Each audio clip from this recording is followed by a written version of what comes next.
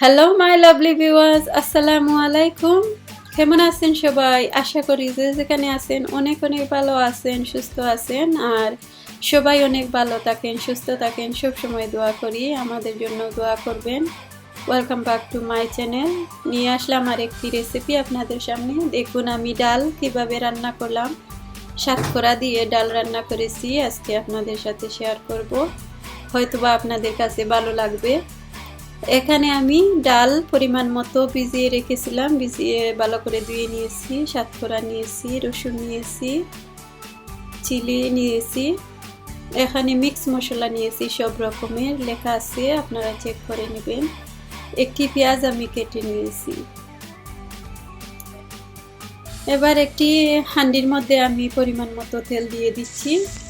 দিয়ে আমার রসুন আমি এর মধ্যে দিয়ে দিচ্ছি, চিলি দিয়ে দিচ্ছি। দেখুন ব্রাউন কালার হয়ে গেছে রসুন। এবার আমি পেঁয়াজ দিয়ে দিচ্ছি এর মধ্যে। পরিমাণ মতো লবণ দিয়ে দিচ্ছি, আপনারা দিবেন স্বাদ অনুযায়ী। দিয়ে ভালো করে নেড়ে ফ্রাই করে নেব। দেখুন 2 মিনিট ডেকে রেখেছিলাম মিডিয়ামে দিয়ে। এখন ব্রাউন কালার হয়ে গেছে, কিছু পানি এর মধ্যে অ্যাড করে দিচ্ছি যাতে পেঁয়াজটি সিদ্ধ হয়ে যায়। দেখুন পেঁয়াজ সিদ্ধ হয়ে গেছে।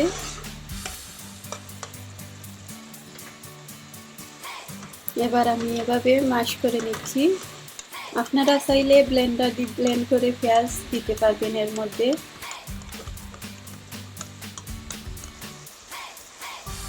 এবার আমার মিক্স মশলা দিয়ে দিচ্ছি সব রকমের, দিয়ে আমি ভালো করে নেড়ে নেব।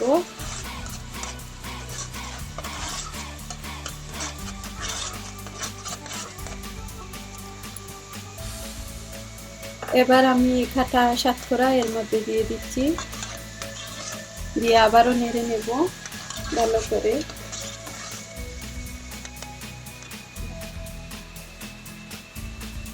আর আমি কিছু খান্টা মাটু অ্যাড করে দিচ্ছি। ডালের মধ্যে একটু টক টক হলে খেতে অনেক টেস্টি লাগে, আপনারা এইভাবে ট্রাই করে দেখবেন। দেখুন বুনা হয়ে গেছে। এবার ডালটি এর মধ্যে দিয়ে দিচ্ছি আমি, দিয়ে ভালো করে ফ্রাই করে নেব ডাল। 2 মিনিট ফ্রাই করব, কোনো পানি অ্যাড করব না। আর প্লিজ আমার প্রিয় ভাই ও বোনেরা, আমার চ্যানেলটা আপনাদের কাছে ভালো লাগলে প্লিজ আমার চ্যানেলটা লাইক, কমেন্ট, শেয়ার, সাবস্ক্রাইব করবেন, আমার পাশে থাকবেন, ফ্রেন্ড বন্ধুর সাথে শেয়ার করবেন আমার চ্যানেলটা আপনাদের কাছে ভালো লাগলে। আর যারা অলরেডি আমাকে সাবস্ক্রাইব করে আমার পাশে আছেন, সব সময় আমার ভিডিওটা দেখেন, আমাকে সাপোর্ট করেন, দিল থেকে আমার প্রিয় ভাই ও বোনেরা অসংখ্য অসংখ্য ধন্যবাদ।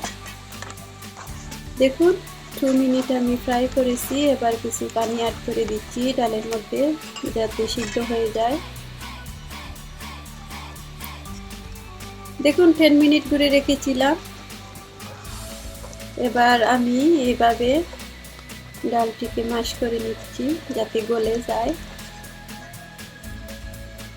দেখুন গলে গেছে। এবার পানি অ্যাড করে দিচ্ছি এর মধ্যে। এভাবে আপনারা রান্না করে দেখবেন, খুবই টেস্টি লাগে খেতে। শাতকরার আলাদা একটা স্মেল করে। দেখুন হয়ে গেছে ডাল রান্না। এবার আমি ধনিয়া পাতা দিয়ে নেড়ে নামিয়ে ফেলব।